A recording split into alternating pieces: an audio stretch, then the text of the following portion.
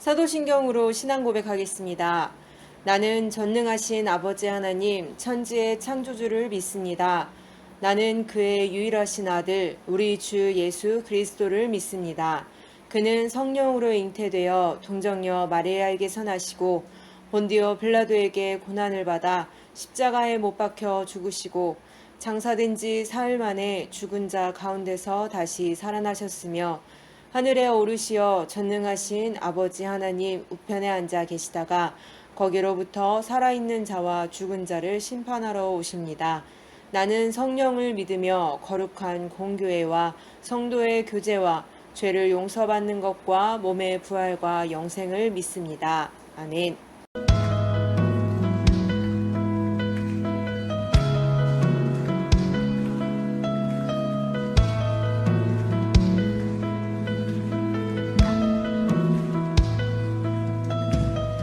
내게로부터 눈을 들어 주를 보기 시작할 때 주의 일을 보겠네. 내 작은 마음 돌이키사 하늘에 꿈꾸게 하네. 주님을 볼 때 내게로부터 눈을 들어 주를 보기 시작할 때 주의 일을 보겠네.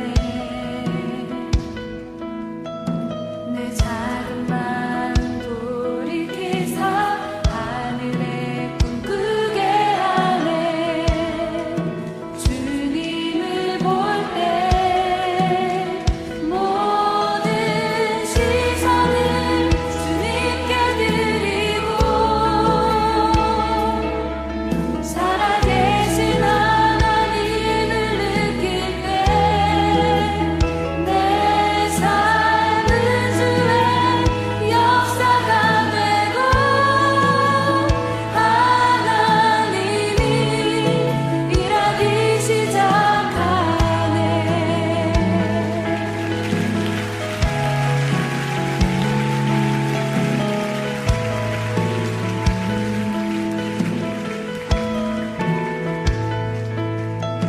성령이 나를 변화시켜 모든 두려움 사라질 때 주의 일을 보겠네.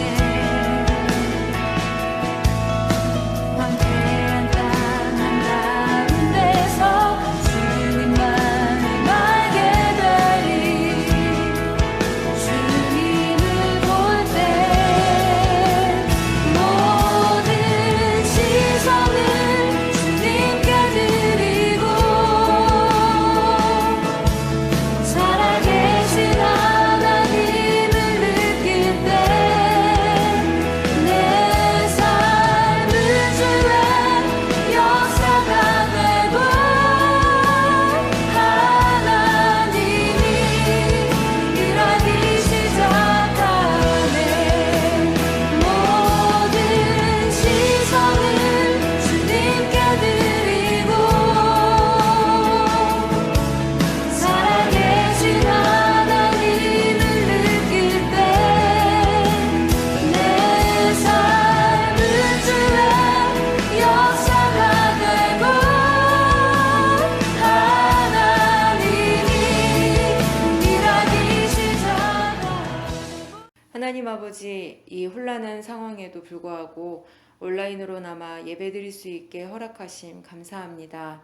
8월 한 달간 세계관을 주제로 한 캠프가 어쩔 수 없는 환경으로 중단되었지만 이 또한 주님의 뜻이 있을 줄 알아 기다리고 주어진 상황, 주어진 자리 가운데서 주님께 예배드립니다. 이 시간 드리는 찬양과 기도, 듣는 말씀 가운데 주님과 함께 교제하는 시간 되길 바랍니다. 하나님께서 허락하신 은혜들을 맛보길 원합니다. 주님 함께하여 주옵시고 우리의 마음을 열어 주옵소서. 연약한 자를 통해 하나님의 말씀이 선포됩니다. 날마다 성령 안에서 충만하여져서 주님 안에 말씀이 준비되어 담대하게 영혼들에게 귀한 말씀을 전할 수 있도록 인도하소서. 이 모든 말씀 살아계신 주 예수 그리스도의 이름으로 기도드립니다. 아멘. 오늘의 본문 말씀 로마서 12장 14절에서 21절 말씀입니다. 같이 읽겠습니다. 14절 너희를 박해하는 자를 축복하라. 축복하고 저주하지 말라. 15절 즐거워하는 자들과 함께 즐거워하고 우는 자들과 함께 울라. 16절 서로 마음을 같이 하며 높은 데 마음을 두지 말고 도리어 낮은 데 처하며 스스로 지혜 있는 채 하지 말라. 17절 아무에게도 악을 악으로 갚지 말고 모든 사람 앞에서 선한 일을 도모하라. 18절 할 수 있거든 너희로서는 모든 사람과 더불어 화목하라. 19절 내 사랑하는 자들아 너희가 친히 원수를 갚지 말고 하나님의 진노하심에 맡기라. 기록되었으되 원수 갚는 것이 내게 있으니 내가 갚으리라고 주께서 말씀하시니라. 20절 내 원수가 줄이거든 먹이고 목마르거든 마시게 하라. 그리함으로 내가 숯불을 그 머리에 쌓아 놓으리라. 21절 악에게 지지 말고 선으로 악을 이기라. 아멘. 반갑습니다. 오랜만에 영상으로 함께하게 됐죠. 안타까운 상황인데 우리 하루속히 만나서 예배드리는 날이 오기를 바라면서 함께 기도했으면 좋겠습니다. 오늘 이 시간 로마서 12장의 말씀을 함께 나눌 텐데요. 우리 지난 이 시간에는 하나님의 전신갑주를 입으라. 왜요? 바로 싸우기 위함이죠. 날마다 싸워야 한다. 날마다 분별해야 된다라고 했습니다. 오늘 이 본문에서는 이렇게 말씀하시죠. 악을 이기라. 싸우는 대상은 지난 시간에 얘기했던 것처럼 죄, 바로 악인데 그들을 대하여서 이겨야 된다. 이겨라. 이렇게 명령하시는 거예요. 우리가 이기기 위해서 어떠한 방법을 써야 하는지 우리가 알아야지 이길 수가 있겠죠. 우리가 이 시간 이 내용들을 함께 살펴보면 좋겠습니다. 우리가 흔히 눈에는 눈, 이에는 이라고 해서 어떤 악한 행동이 나에게 다가올 때 우리는 어떻게 대하나요? 그대로 갚아주려고 하죠. 복수를 하려고 합니다. 작은 것도 큰 것도 그렇게 해 나가려고 하는데 귀찮으면 안 하기도 하지만 그 마음에는 뭐가 있죠? 언젠가는 갚으리라 라고 생각하기도 하지요. 그런데 본문에서 뭐라고 얘기하세요? 악을 악으로 갚지 말라 라고 이야기하시는 거예요. 그러면은 어떻게 갚아? 라고 우리는 생각할 수가 있죠. 그런 경험 해보셨나요? 어떤 친구가 실수로 제 어깨를 치고 간 거예요. 그것 너무 아프게 기분이 좋지 않죠. 그래서 우리는 뒤를 쳐다보면서 뭐야? 라고 합니다. 그 친구는 미안하다 하지만 마음이 풀리지 않아요. 가서 한 대 턱 쳤어요. 그러면 해결이 됐을까요? 그렇지 않습니다. 또 다른 악한 결과들이 계속 낳게 됩니다. 그 결과는 끝이 보이지 않아요. 끊임없는 싸움으로 이어진다라는 것. 결국은 그 대상자들이 에너지가 다하고 파멸에 이를 때까지 이 악은 끝나지 않음을 우리가 볼 수가 있죠. 이 악은 악으로 갚는 것이 바로 해결책이 될 수 없다는 것을 말씀하시는 거예요.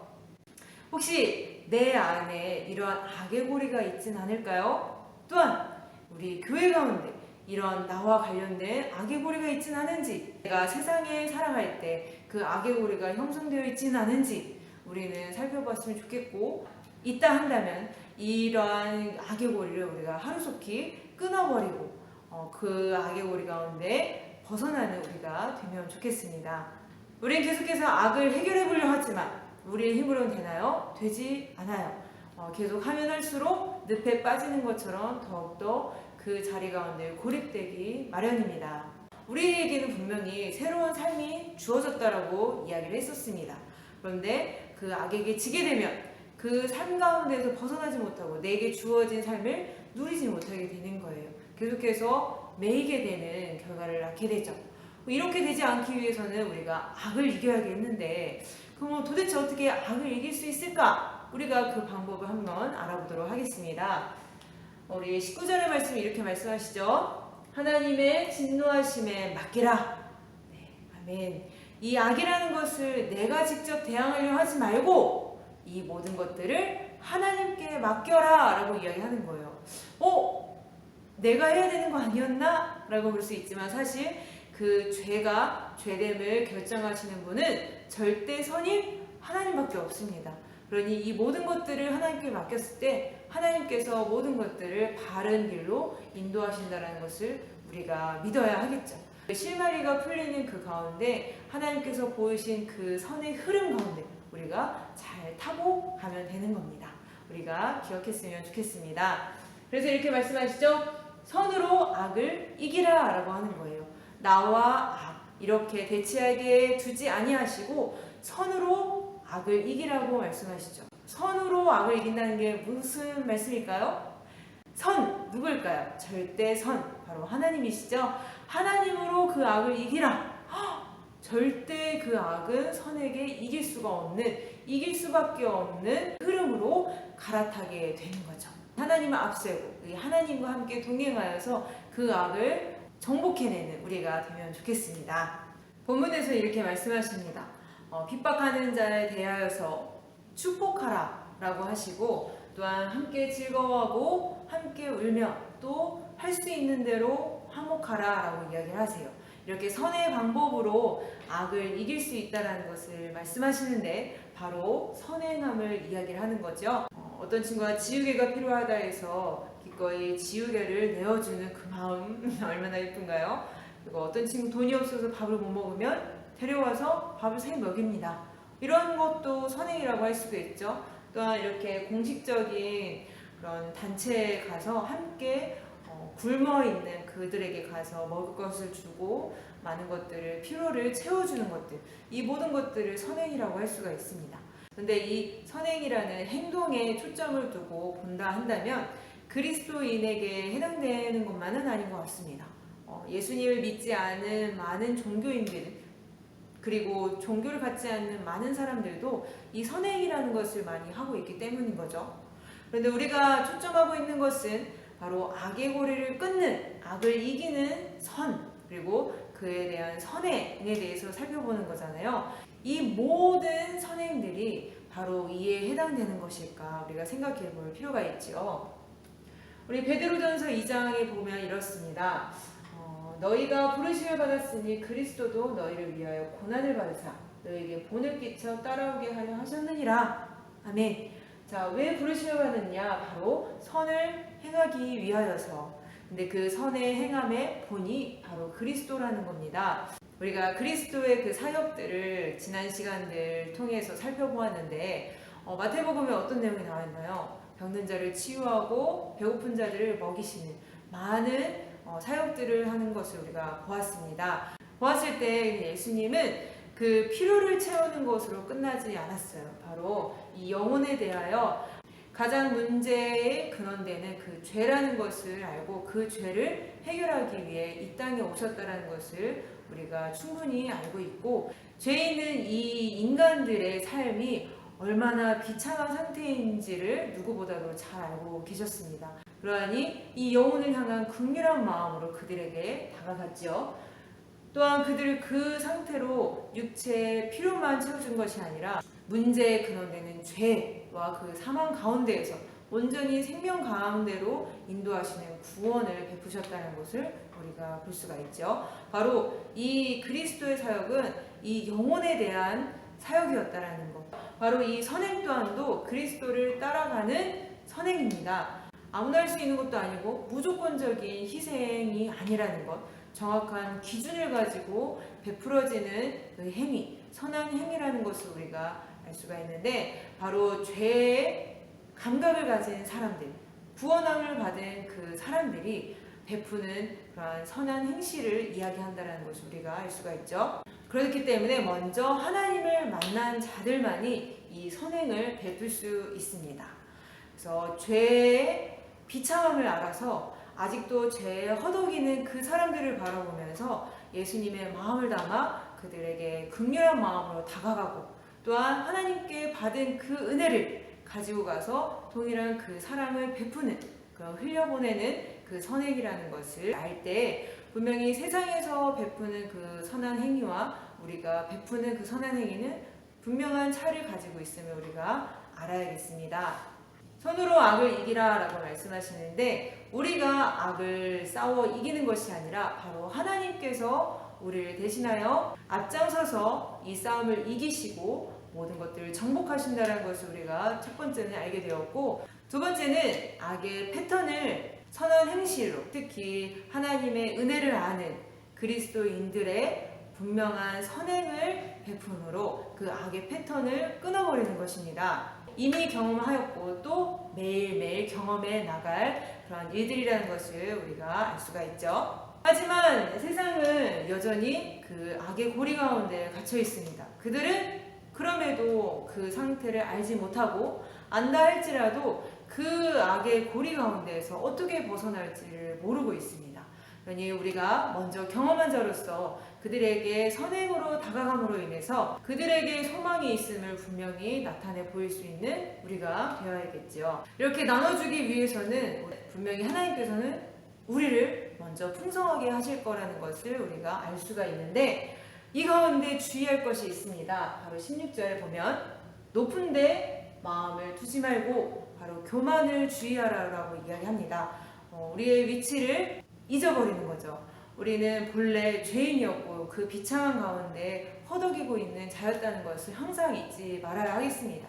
그리고 그 상태에 있는 우리들, 예수님께서 우리를 구원하셔서 이렇게 회복되었고 또 채워주셨고 또 이 모든 것들을 누리는 삶을 살아가고 있다는 것을 우리가 기억해야 합니다.